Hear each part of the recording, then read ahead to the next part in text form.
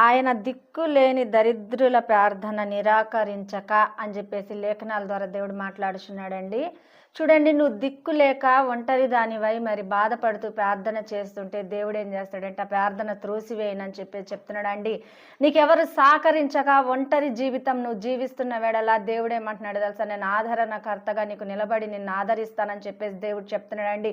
నువ్వు బాధల్లో కృంగిపోతున్నావా, శ్రమలో కృంగిపోతున్నావా, కన్నీరుతో నువ్వు ప్రార్థన చేస్తున్నావా, అయినప్పటికీ కూడా నువ్వు భయపడొద్దని లేఖనాల ద్వారా దేవుడు మాట్లాడుచున్నాడండి. మరి దావీదుతో దేవుడు మాట్లాడినట్లుగా మనతో కూడా దేవుడు మాట్లాడుచున్నాడండి. నువ్వు దిక్కు లేదని బాధపడుతున్నావా, ఒంటరి దాన్ని అని బాధపడుతున్నావా, నేను దరిద్రురాలిని అని చెప్పేసి బాధపడుతున్నావా, దేవుడు ఏమంటున్నాడు తెలుసా? నేను ఆదరించేవాడను, నేను నిన్ను విడిచిపెట్టనమ్మా అని చెప్పేసి చెప్తున్నాడు.